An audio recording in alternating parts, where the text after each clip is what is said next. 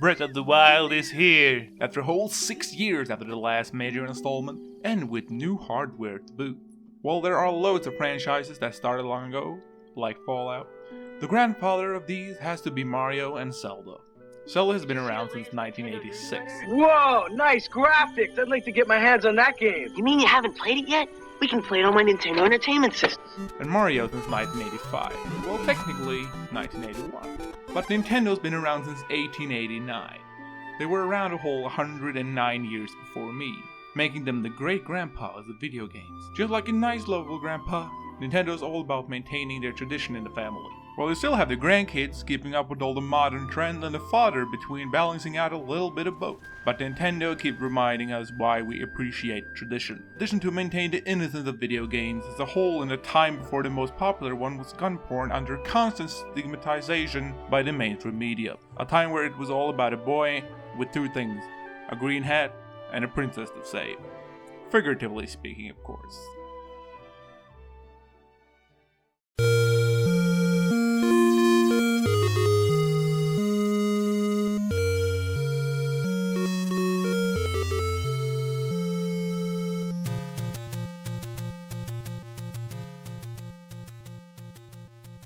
As aforementioned, Nintendo reminds us all of a simpler time, just like it was back then, innocent and simple. You're a noble fairy tale Robin Hood archetype, who by a bearded old master character archetype, been told something vague, yet something useful, that it's dangerous to go alone, and hands you a sword in the process.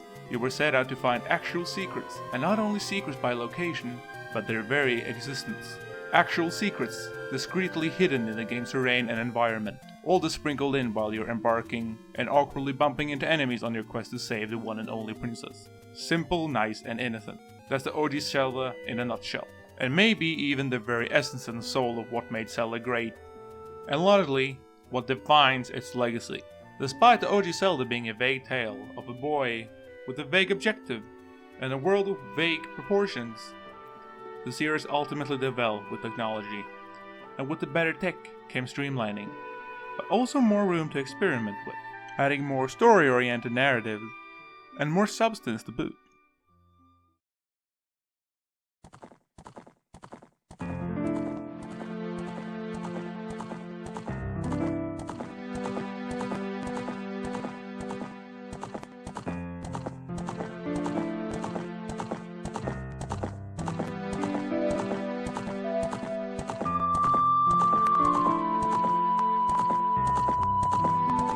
The Legend of Zelda is, just like a lot of well-known media, the hero's journey and the tale of the chosen one. We have a protagonist of humble beginnings who is eventually called for by their destiny, then served with a task and an objective that carries influence on the fate of their world. We get to see Link, our humble little village boy, grow from this to become a warrior of epic proportions, being the one who faced the greatest threat of them all.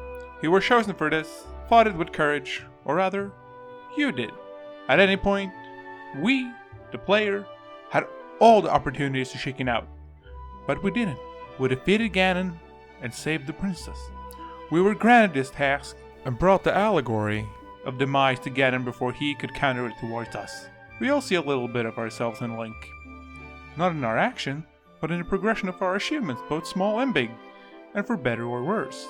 That we all, just like these hero character archetypes, started somewhere small and might not have gone someplace big, but nevertheless, we still made it somewhere bigger.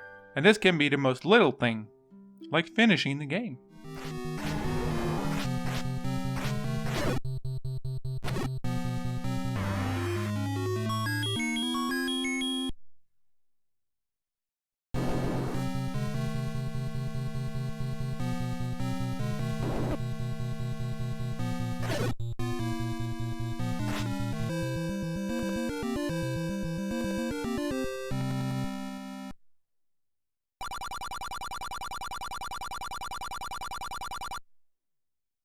Saving the princess and assembling the Triforce, tagging along with him and grow with him as we guide him through the obstacles of his quest. This is just one of many ways video games help us grow, help us learn and make us feel better about ourselves, and maybe even more complete as humans. This is where the hero's journey proves itself perfect for video games. because we get to be the hero.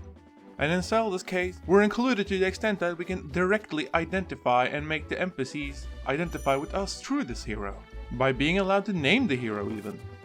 Name Link whatever we wanted, creating our very own little hero.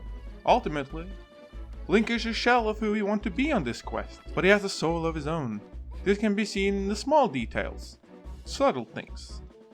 He's a little part of us, a part that we care for, when we need to take care of. That's the wonder of these games. The main character is so innocent, but he is also brave as we want him to be, which can be said for most games. But his silence is contrasted with nice human touches, making him more than the empty shell he's technically meant to mechanically serve as. And now he has grown up, Breath of the Wild is here. The people born with the OG Zelda are all now adults, just like Link. Our little village boy is now a hero, known to all. But like all heroes, this one also has a legacy to live up to. Legend of Zelda Breath of the Wild, 6 out of 10, not as good as Skyward Sword.